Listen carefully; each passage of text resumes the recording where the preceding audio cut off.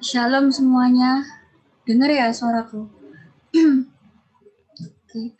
Puji Tuhan, sore hari ini kita boleh sama-sama berkumpul buat memuji memuliakan Tuhan, buat beribadah lagi sama-sama. Aku ngajak teman-teman buat sebelum kita mulai ibadah, kita mau berdoa terlebih dahulu. Aku minta dengan hormat Kak Lisa buat berdoa sebelum mulai. Mari teman-teman kita satu dalam doa. Tuhan, terima kasih Tuhan atas segala penyertaan-Mu pada hari ini Tuhan. Kau mampu mengumpulkan kami di sini untuk memuji dan melakukan nama-Mu di youth kaum muda ini Tuhan. Kiranya Kau memberkati dari awal pertengahan hingga akhirnya, supaya puji-pujian ini dapat menyenangkan. Tuhan, berkati teman kami Vita yang akan memimpin kami dalam puji-pujian, biarlah puji-pujian ini berkenan dalam hati-Mu. Dan tolong Tuhan, teman-teman kami yang belum join Tuhan, biarlah mereka terpanggil untuk mengikuti dan bisa berkumpul di sini sama kami untuk beribadah bersama-sama. Tuhan, terima kasih. Dalam nama Tuhan Yesus, haleluya. Amin. Lagu pertama, mari kita pujikan Hatiku Percaya.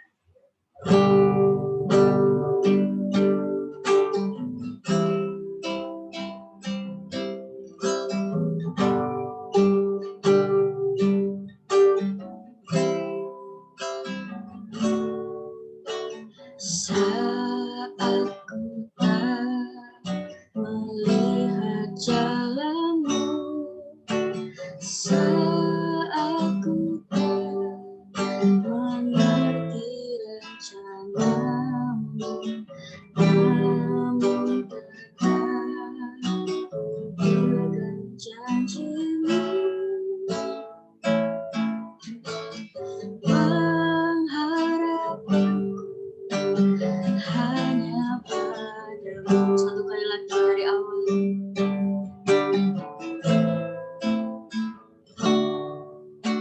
Saat ku tak melihat jalanmu, saat ku tak mengerti rencanamu, namun tetap ku pegang janjimu. Pengharapanku hanya padamu. Hatiku percaya, hatiku percaya, hatiku percaya,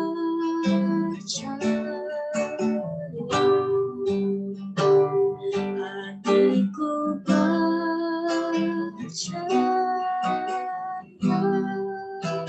Selalu ku percaya.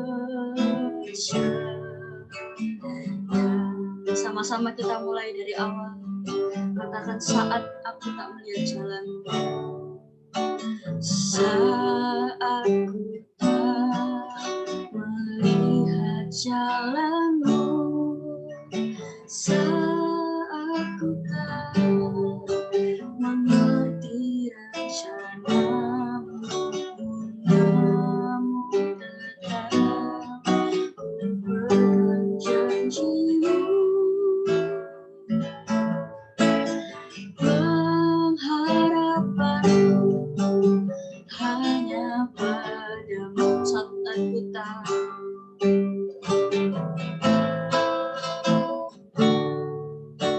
Saat ku tak melihat jalanmu, saat ku tak mengerti rencanamu, namun tetap ku pegang janjimu.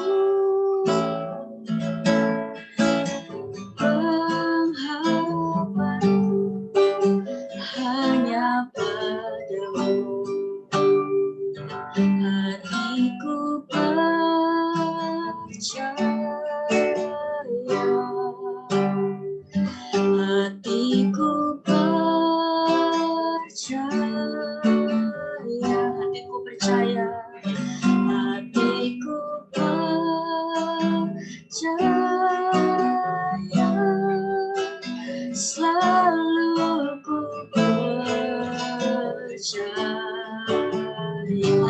percaya, hatiku percaya, hatiku percaya, hatiku percaya, hatiku percaya,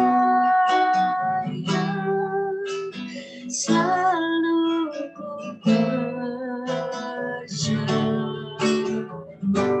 hatiku percaya, hatiku percaya, hatiku percaya, hatiku percaya, selalu ku percaya. Katakan sama-sama, hatiku, hatiku percaya, hatiku percaya, hatiku percaya, ku percaya, selalu ku percaya, hatiku percaya, hatiku percaya,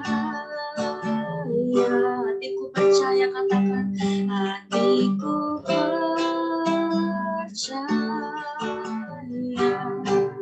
hatiku percaya, ku percaya,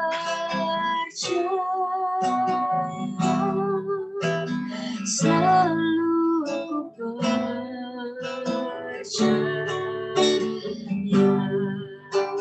selalu ku percaya, selalu ku percaya.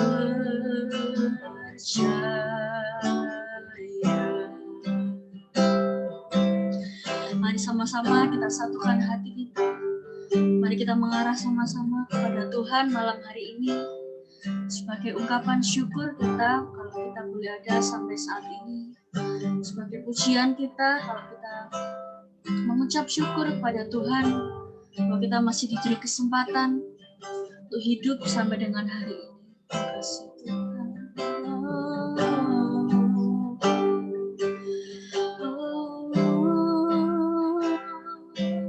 Kami menyembah.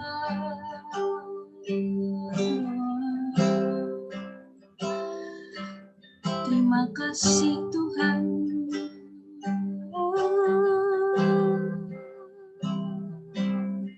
Terima kasih Tuhan. Ucapkan terima kasih kepada Tuhan. Terima kasih Tuhan buat kejadianku.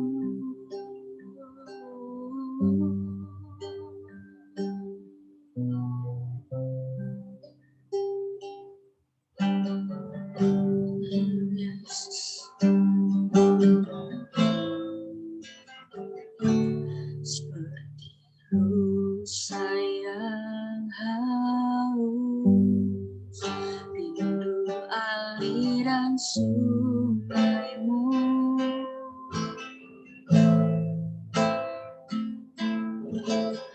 hatiku tak tahan menunggu.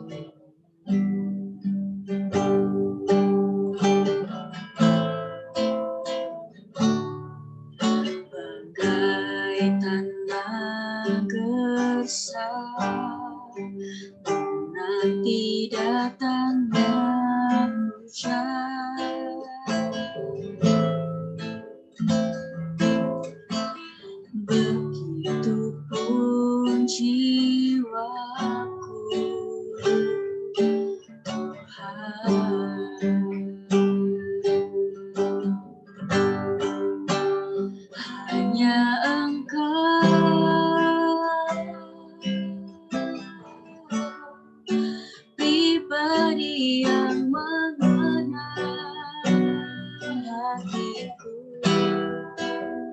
tiada yang tersembunyi bagimu.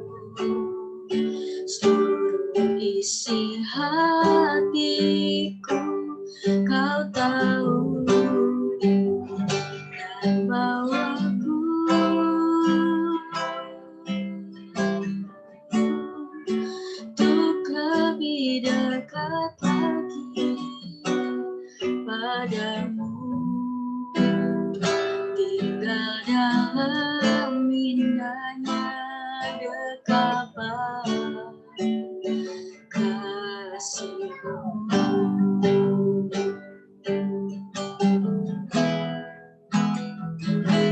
Seperti rusa yang haus, rindu aliran sungai-Mu.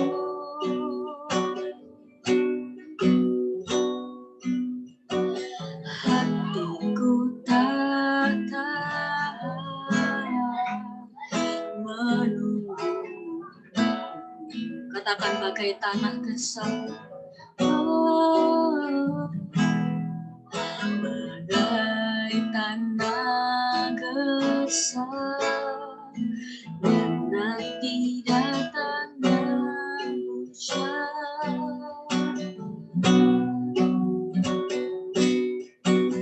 Begitupun jiwaku,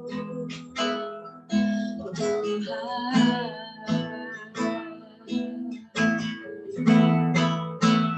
Hanya Engkau,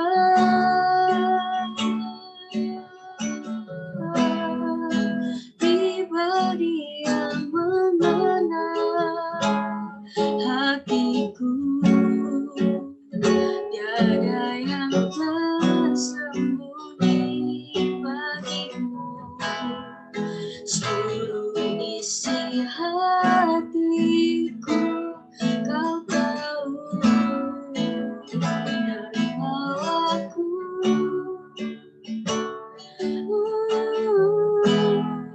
untuk lebih dekat lagi padamu. Tinggal dalam indahnya dekapan kasih-Mu.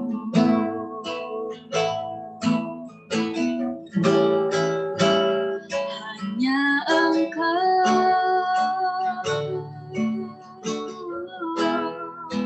pribadi yang mengenal hatiku. Tiada yang tersembunyi bagimu. Seluruh isi hatiku kau tahu, dan bawaku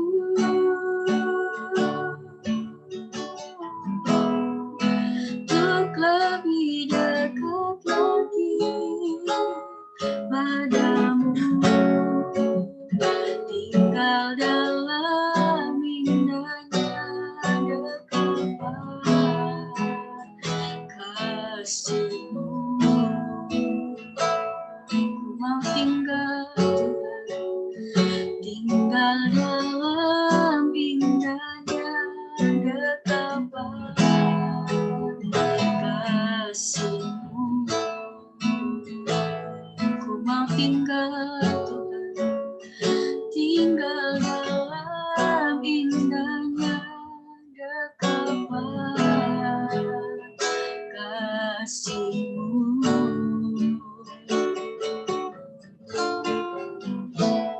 Mari sama-sama kita satu hati, kita masuk dalam doa.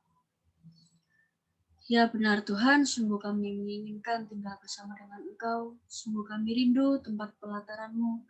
Sungguh kami rindu Tuhan bersama dengan Tuhan. Terima kasih untuk segala kesempatan-Mu pada sore hari ini.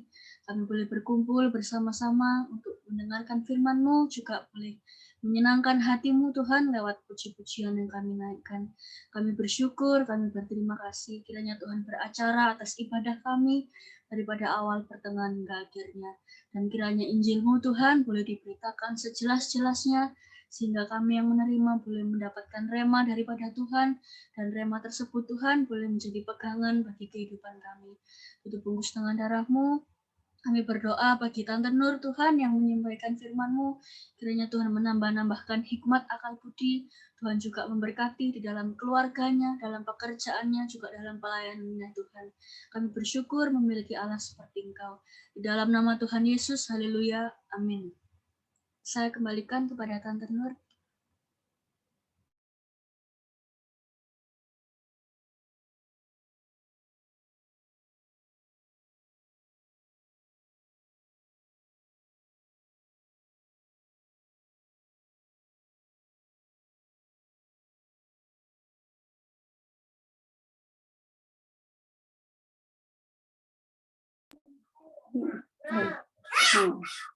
Shalom.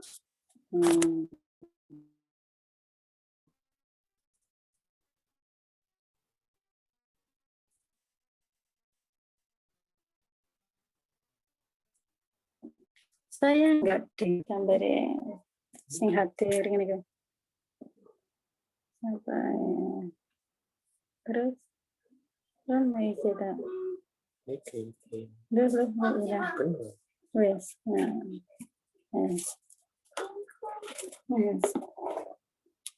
Shalom ya. Puji nama Tuhan. Sore hari ini kembali ya. Kita masih diberi kesempatan untuk kita bersama-sama memuji nama Tuhan dan mendengarkan ya sebagian dari firman Tuhan ya. Lama kita tidak bisa ya, sudah 1 tahun lebih kita tidak bisa tatap muka langsung ya. Hanya lewat Zoom saja, kecuali kalau ibadah hari Minggu ya, baru ada ibadah langsung tatap muka ya. Tapi tidak mengurangi kerinduan kita untuk kita datang kepada Tuhan ya. Kita mau menyerahkan hidup ini untuk mengutamakan Tuhan di dalam segala hal ya. Puji nama Tuhan. Renungan firman Tuhan malam hari ini Tante beri judul celah ya. Kalau kita melihat ya banyak hal yang terjadi saat-saat ini, akhir-akhir ini di dalam kehidupan kita ya. Tanpa sadar kita mengabaikan akan apa ya, kalau Tante katakan itu kita ini manusia anak yang kurang peka. Tetapi malam hari ini kita akan diingatkan melalui firman Tuhan supaya kita ini lebih waspada ya, lebih waspada. Nah, manusia mempunyai kerinduan untuk menjadi lebih baik dari sebelumnya, betul? Ya, semua ya, anak-anak, orang dewasa, orang tua, semua dari kehidupan yang tidak baik kepingin mempunyai kehidupan yang baik ya. Jadi pribadi yang tidak baik kepingin menjadi pribadi yang lebih baik. Ini masa lalu membuat dan menjadikan kita itu guru yang berharga, menjadi pengalaman yang berharga di dalam diri kita. Untuk kita semakin membenahi diri dan mendekatkan diri pada Tuhan. Artinya apa? Ada perubahan, ada perubahan. Di dalam hidup kita, ya, grafik, kalau kita melihat grafik, ya, grafik itu tidak monoton, lurus saja, enggak. Turun naik, turun naik, turun naik. Seperti kita menaiki tangga. Dari tangga bawah, tangga ke-1, ke-2, ke-3, ke-4, dan selanjutnya. Ada grafik ini. Ya. Nah, pengalaman yang berharga itu menjadikan kita, untuk kita ini lebih berhati-hati, lebih waspada, lebih tanda kutip, aku mau menjadi lebih baik. Ini. Kalau kita melihat ya cerita Petrus, semua teman-teman di sini tahu bagaimana Petrus menjadi murid Tuhan.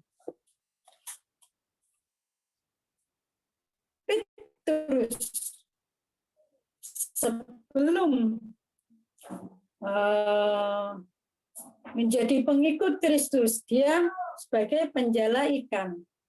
Tetapi pada saat dia memutuskan untuk mengikut Kristus, dia meninggalkan segalanya. Baik itu pekerjaan, cara berpikir, perilaku yang tidak seperti dulu. Karena apa? Petrus sudah menjadi pengikut Kristus. Artinya apa? Ada perubahan di dalam kehidupan Petrus. Setelah dia berani mengambil keputusan untuk menjadi pengikut Kristus, menjadi murid Tuhan. Ada satu perubahan, baik di dalam cara pikir, cara pandang, tingkah laku. Semua diperbaharui. Di dalam Matius, kita akan melihat di dalam Matius pasal 16, ayat yang ke-22.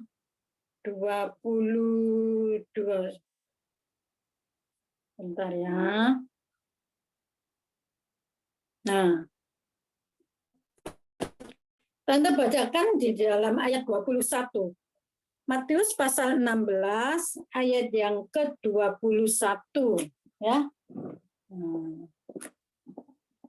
Sejak waktu itu Tuhan Yesus mulai menyatakan kepada murid-muridnya bahwa ia harus pergi ke Yerusalem dan menanggung banyak penderitaan dari pihak tua-tua, imam-imam kepala, dan ahli-ahli Taurat, lalu dibunuh dan dibangkitkan pada hari yang ketiga.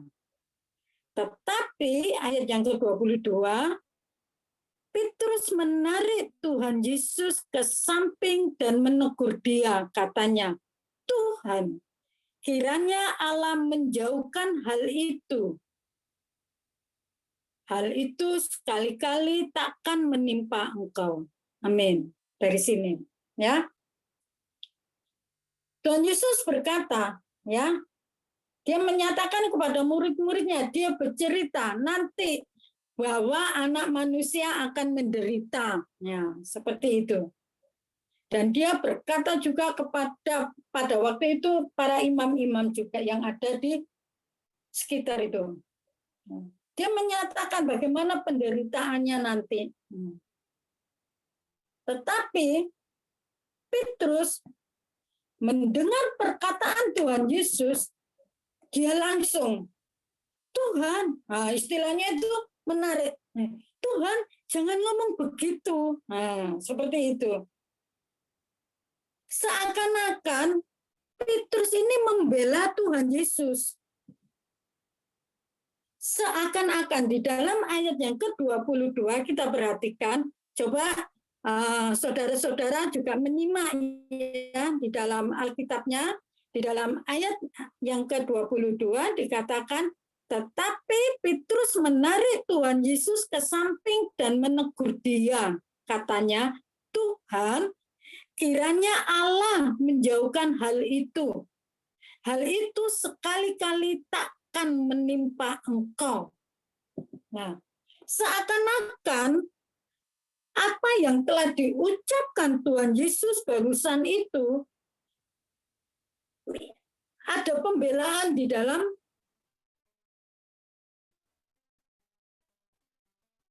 diri Petrus.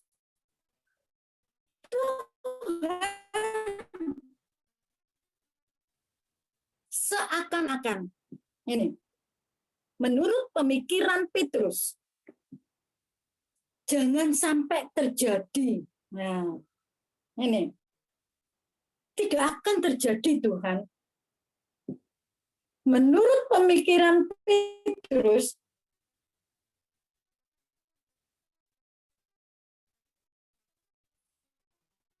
bahwa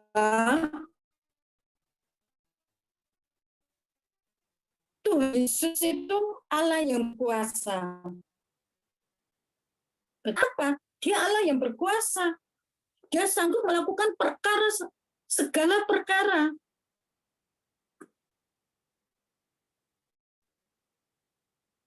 Menurut Petrus, ini menurut pemikiran Petrus, maksud sih Tuhan akan mengalami penderitaan? Masa sih Tuhan akan mengalami aniaya? Tuhan itu loh Tuhan yang berkuasa. Tuhan yang sanggup melakukan perkara yang besar, mengadakan mukjizat. Petrus melihat bagaimana pada saat itu Tuhan Yesus menyatakan kemuliaannya melalui mukjizat-mukjizatnya. Sehingga Petrus mempunyai pemikiran pada ayat yang ke-22 itu, tidak mungkin itu terjadi. Sedangkan di dalam ayat yang ke-21, di dalam Matius pasal 16 dikatakan bahwa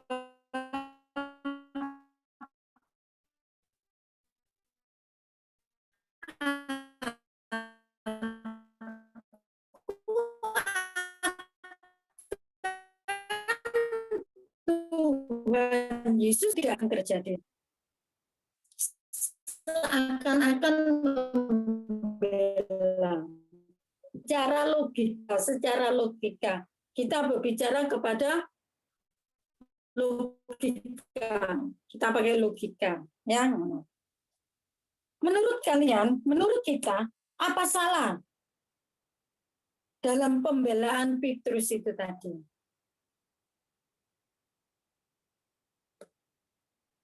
Secara logika tidak, nggak mungkin, nggak mungkin itu terjadi. Kenapa Petrus mempunyai pemikiran seperti itu? Tidak mungkin itu terjadi, karena Petrus tahu bahwa Tuhan Yesus itu mampu melakukan perkara yang besar dan itu tidak terjadi. Ini menurut pemikiran Petrus, logikanya Petrus. Sehingga dia seakan-akan membela. Enggak Tuhan, enggak akan terjadi itu. Tetapi menurut pemikiran Tuhan, dikatakan bahwa anak manusia datang ke dunia, lahir, mati, dibangkitkan untuk menyatakan, untuk keselamatan manusia, menyatakan kemuliaannya. Ini yang ada di dalam pemikiran Tuhan. Tuhan Yesus datang ke dunia sebagai manusia. Dia dilahirkan. Dia mati. Mengalami aniaya, penyiksaan, penyalipan. Kak, ini Ibu gimana Kak ini?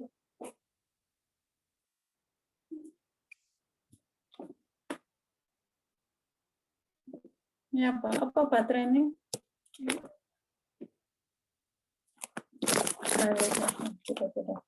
Yuk, baterai.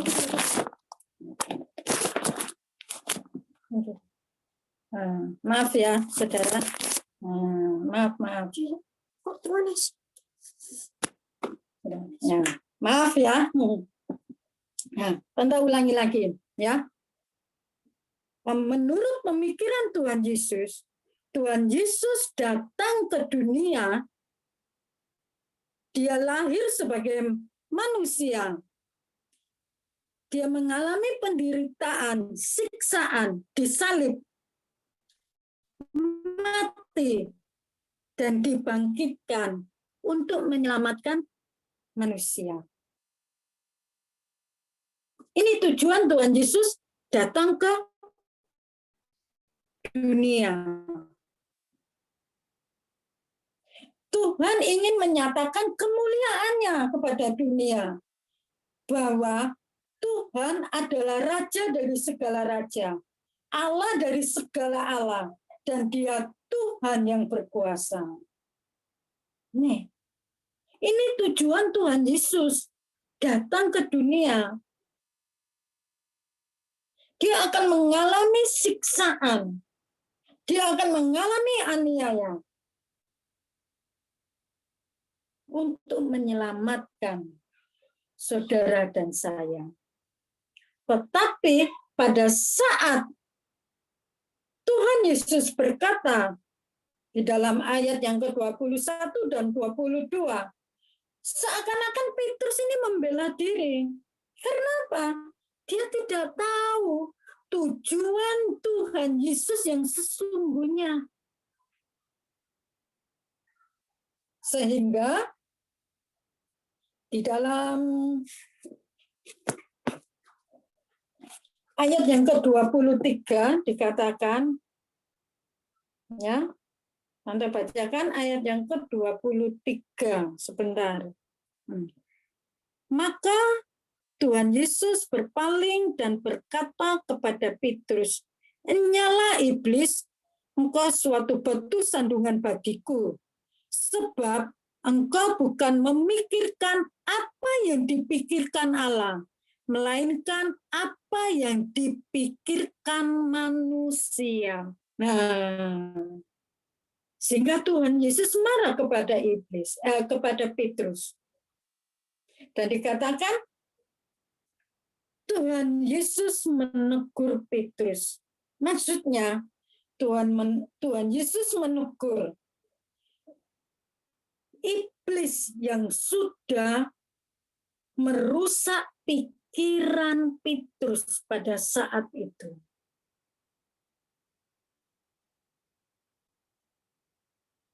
Di sini, di dalam cerita ini, Petrus berpikir secara logika. Petrus berpikir secara rasio, ya, secara daging.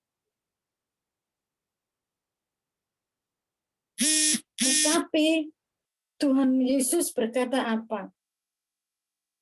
Enyalah engkau, iblis. Iblis yang dimaksudkan di sini yang sudah mengotori pikiran Petrus. Yang sudah mengotori pikiran Petrus. Karena apa? Petrus akhirnya tidak tahu tujuan Tuhan Yesus yang sebenarnya. Karena apa? Pikiran Petrus sudah tidak kudus lagi. Dia mulai membuka celah. Sehingga pemikiran Petrus pada waktu itu, dia berpikir secara logika. Tapi dia tidak tahu kalau Tuhan Yesus itu akan menyatakan kemuliaannya kepada dunia.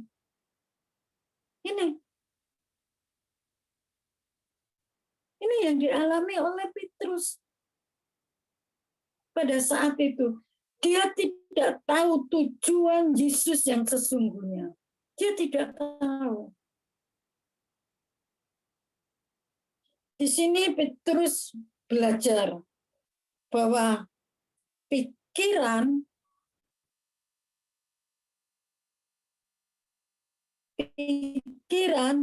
adalah alat vital dari iman yang harus kita jaga. Ini. Pikiran, hati, ucapan, itu harus satu. Seia sekata.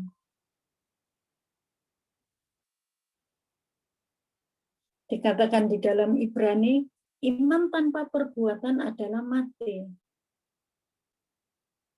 Ini. Artinya apa?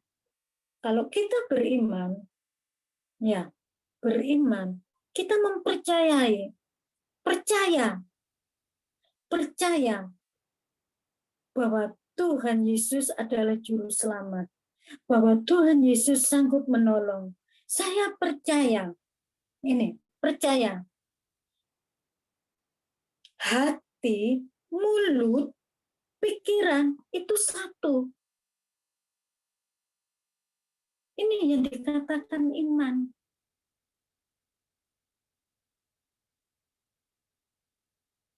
Ini yang dikatakan iman.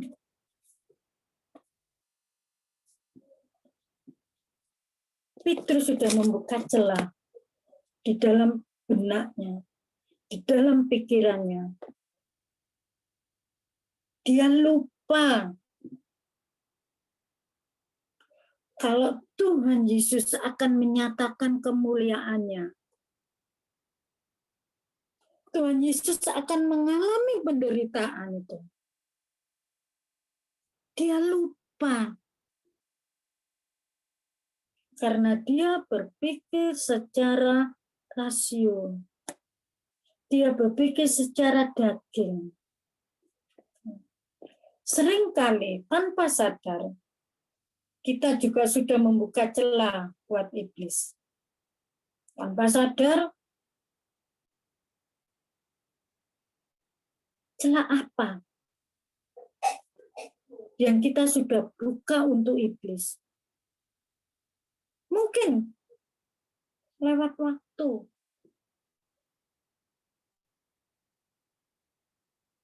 Sudahkah kita menggunakan waktu dengan bijak?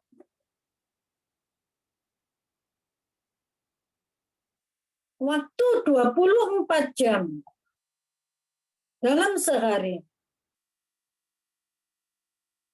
Berapa lama yang kita buat untuk Tuhan? Berapa lama untuk belajar? Berapa lama untuk bekerja? Berapa lama untuk bermain? Paling sedikit waktu yang diberikan Tuhan itu paling sedikit. Betul? Tanpa sadar. Tanpa sadar, kita ini sudah membuka celah buat iblis. Apalagi kalau sudah ya asik dengan kita main game. Nah, main game gitu, wes lali, lupa segalanya. Oh, iblis senang.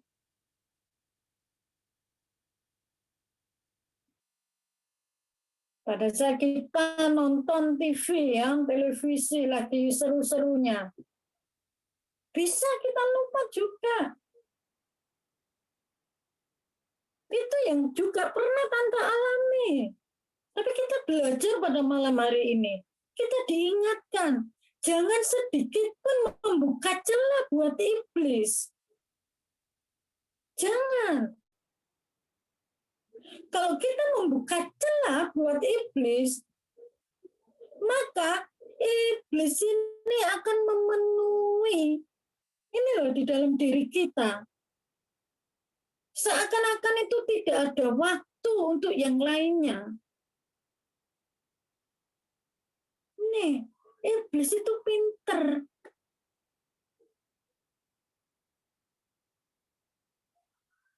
Hati-hati kita.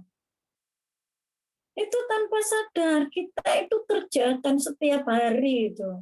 Kita lakukan setiap hari. Iblis itu cari celah itu pinter.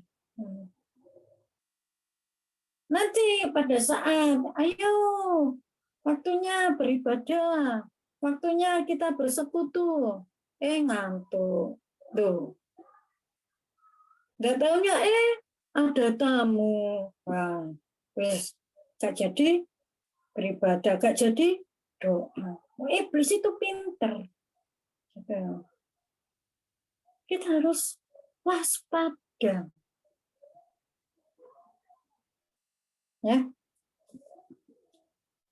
Di dalam waktu, di dalam pikiran. Apakah pikiran kita, ya, kita isi dengan hal-hal yang positif? Kalau pikiran kita kudus, otomatis hati kita juga kudus. Seluruh kehidupan kita juga kudus. Ini kudus. Kalau pikiran kita kudus, cara pandang kita juga kudus. Kalau kita memikirkan yang positif, kita pun akan berpikir secara positif.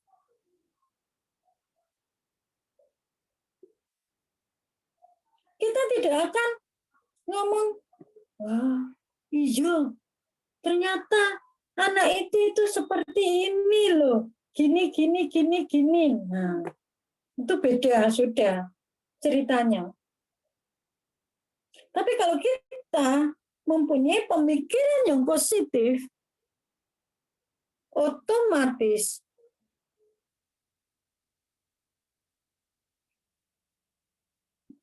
perbuatan kita, tingkah laku kita itu akan positif.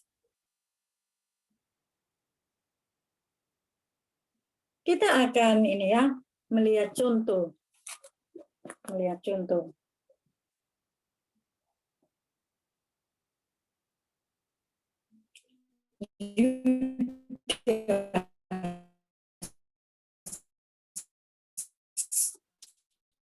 Ya, Yudas.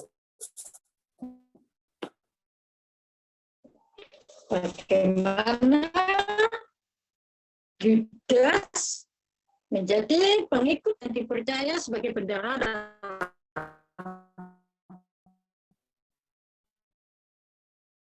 pada waktu itu.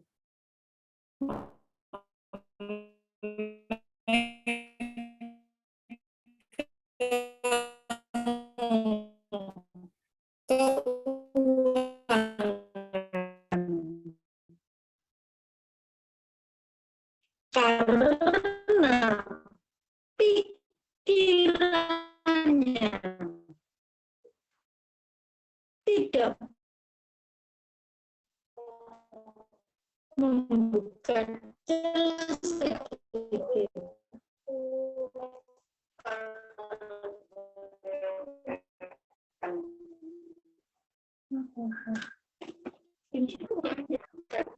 kalau ikutan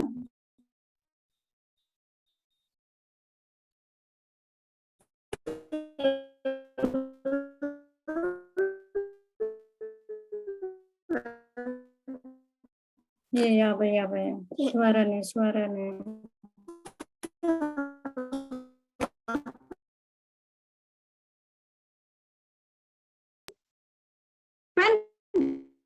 saudara-saudara, suara tante jelas atau enggak?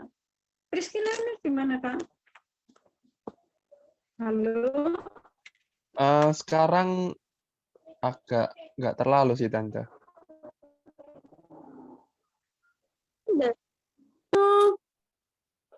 Nggak terlalu ya? Nah, sekarang sudah. Sudah. Sudah kalau sekarang. Sudah. Sekarang sudah. Ada sedikit. Tadi itu enggak jelas. Sebentar kok, Tante. Nggak Seperti itu. lama. 1-2 menit lah mungkin.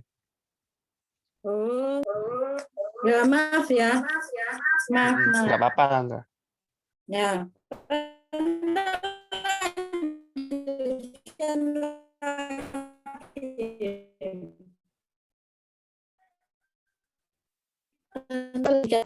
Ya, ini ya. Dia tahu apa yang dilakukan Tuhan Yesus, apa yang diperbuat terus. Dia tahu Tuhan setiap sudah mulai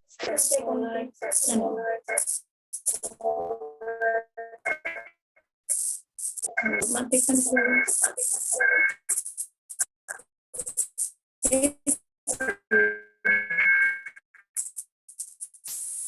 Mungkin apa ya.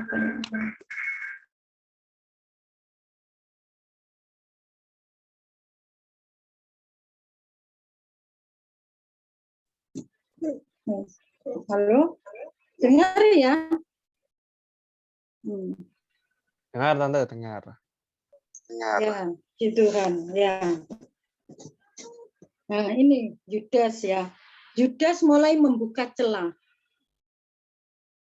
Yudas mulai membuka celah.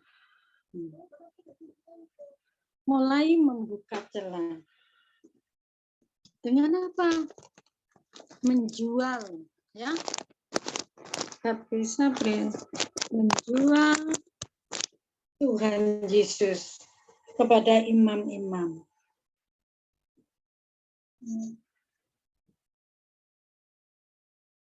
Menurut pemikiran Yudas pada waktu itu, kalau aku menjual Tuhan Yesus, aku akan dapat uang 30 keping perak.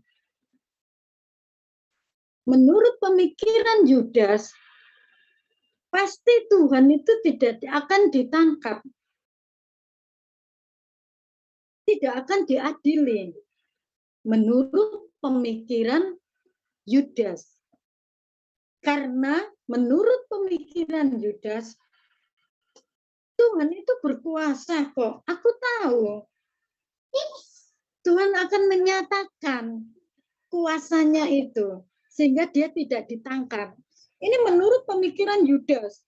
Sehingga dia membuka celah untuk menjual Tuhan Yesus.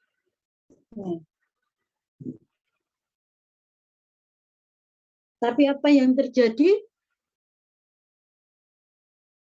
Tuhan Yesus ditangkap, diadili, disiksa.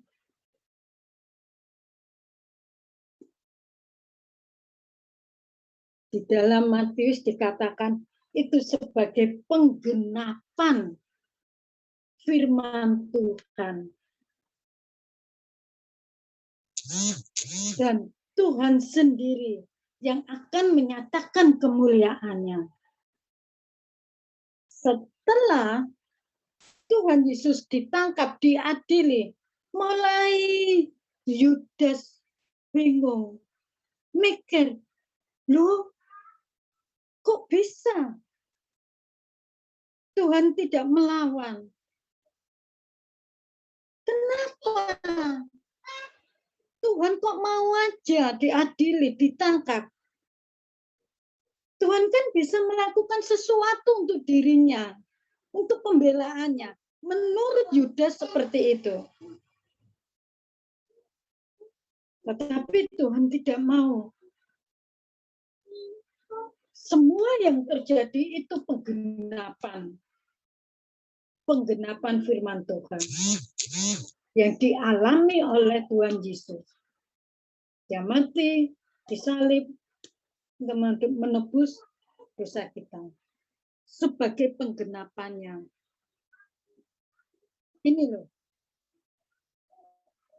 Yudas belajar membuka celah. Pada saat Yesus ditangkap, dia bingung. Karena Tuhan tidak melakukan sesuatu pembelaan di dalam dirinya, tidak melakukan sesuatu pembelaan, tidak. Sehingga hati Yudas hancur. Hati Yudas hancur melihat Tuhan Yesus disiksa, disalib.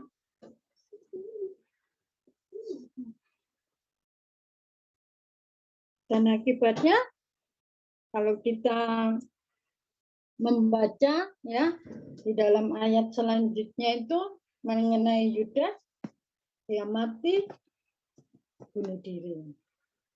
Nah, ini karena apa? Kok Tuhan tidak mau melakukan pembelaan dalam dirinya? Menurut Yudas, karena Yudas pikirannya sudah dikuasai oleh iblis, dia membuka celah.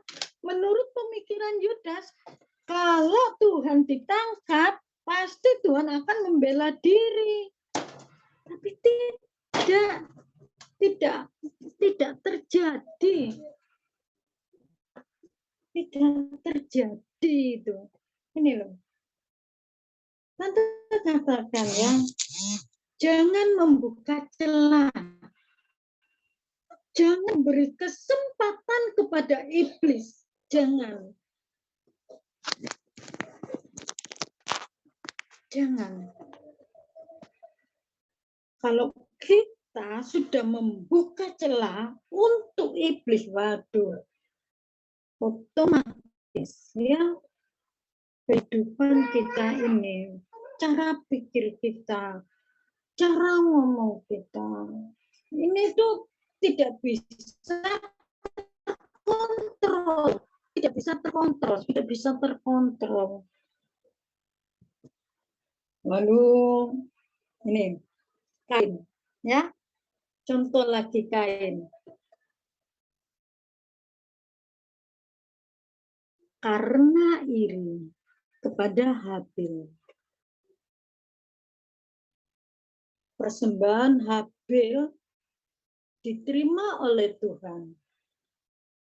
Sedangkan persembahan Kain tidak diterima oleh Tuhan. Membuat hati Habil iri. Mulai dia sedikit saja membuka celah untuk iblis. Di dalam Kejadian, ya, Kejadian pasal 4 ayat yang ke-7. Nanti bacakan ya. Kejadian pasal 4 ayat yang ke-7 dikatakan,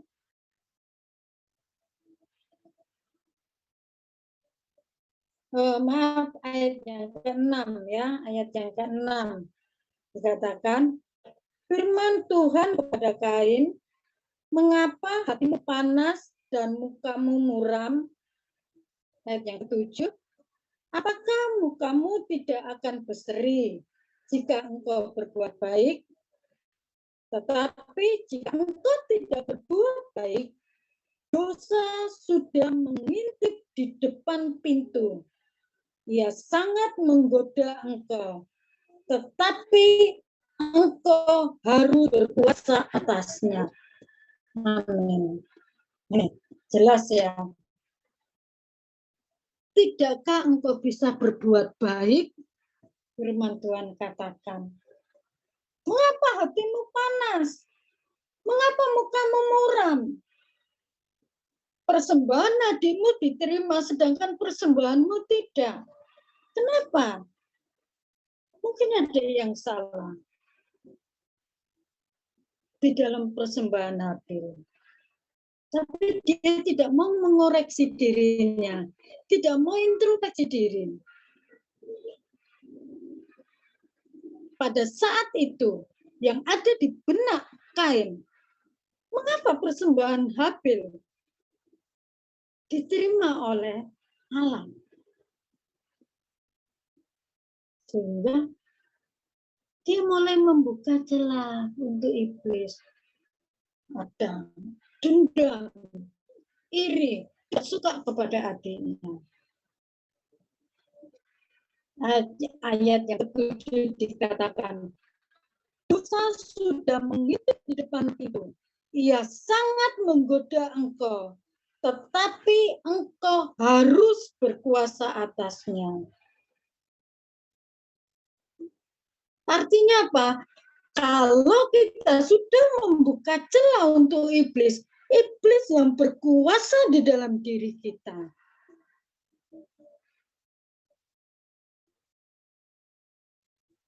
Hati-hati. Kalau iblis sudah menguasai pikiran kita, hati kita, hati-hati.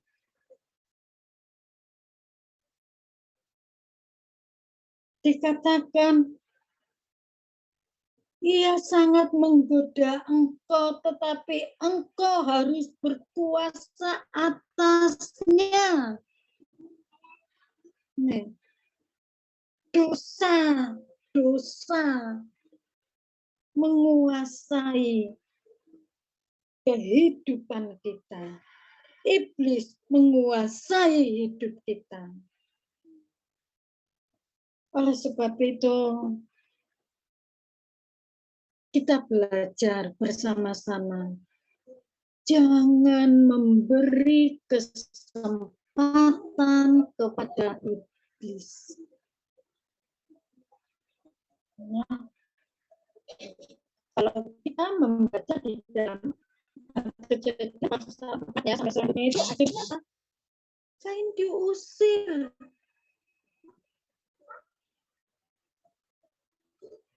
Dikatakan Kain berkata, hukumanku terlalu berat Tuhan. Aku hanya membunuh, tapi hukumanku ini loh terlalu berat. Ada resikonya. Ada resikonya yang harus ditanggung, yang harus dialami.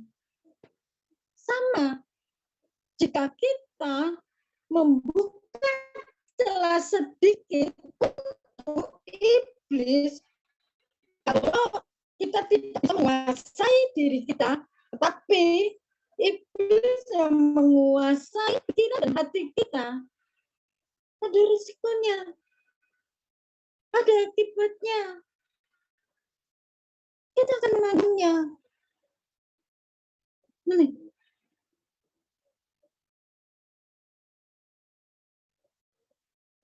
Saudara-saudara semua yang dikasihi Tuhan,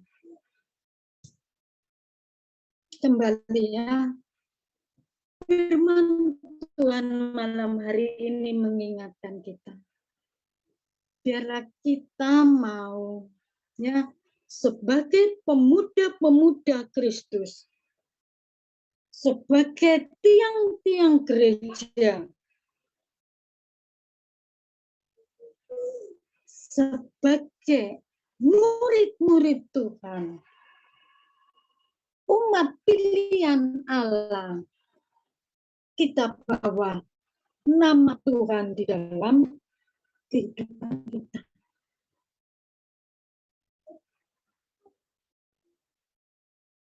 Kita mau memperhatikan kehidupan kita, hubungan kita dengan Tuhan. Apa yang sudah saya alami saat ini? Apakah saya sudah membuka celah untuk iblis?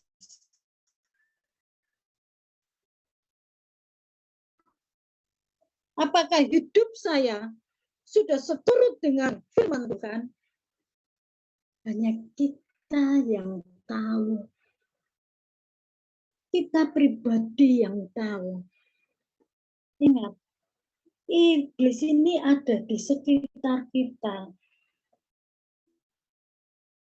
Di dalam Petrus dikatakan bahwa iblis ini loh ada di sekitar kita, dia berjalan mengelilingi kita.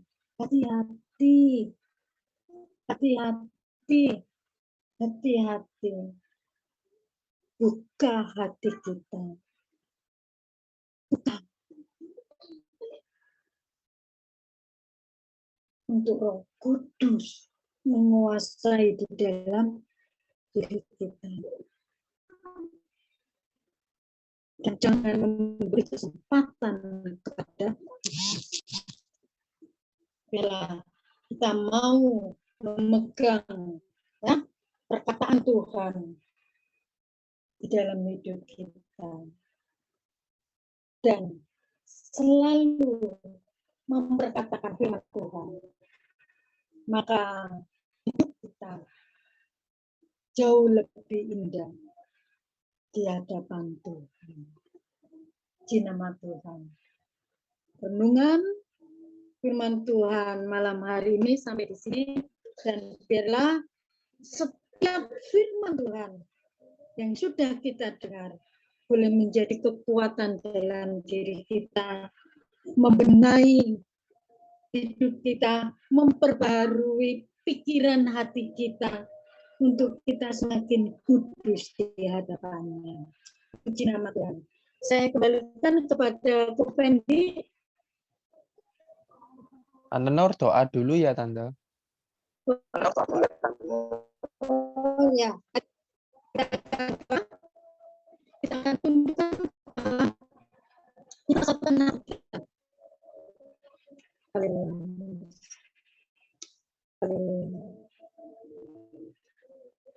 Bersyukur Tuhan kepada Engkau, malam hari ini Engkau masih memberikan kesempatan kepada kami Tuhan, remaja dan kaum muda-Mu Tuhan, untuk kami boleh beribadah secara online Tuhan. Kembali firman-Mu mengingatkan kami Tuhan Yesus pada malam hari ini. Tuhan tolong pegang kehidupan anak-anak kaum muda-Mu Tuhan dan remaja.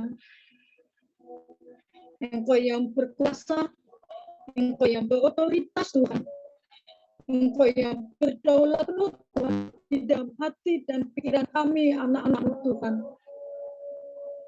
Engkau yang mengucapkan hidup kami lebih lagi Tuhan, supaya kehidupan kami Tuhan boleh berkenan di hadapan-Mu.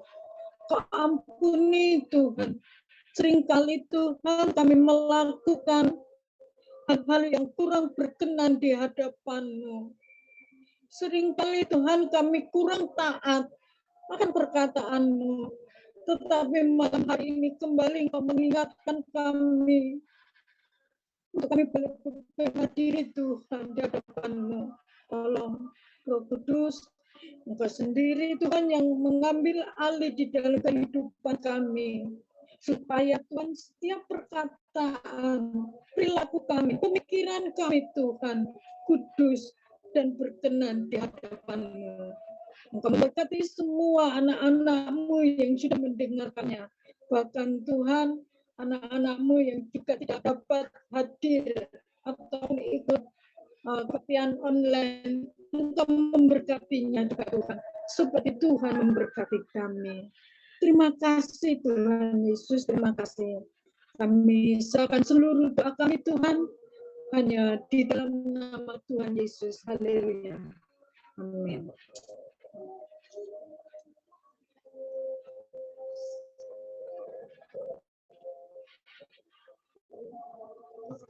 Saya kembalikan kepada Kakak Fendi.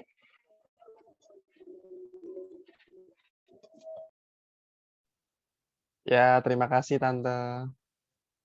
Ya, kita silakan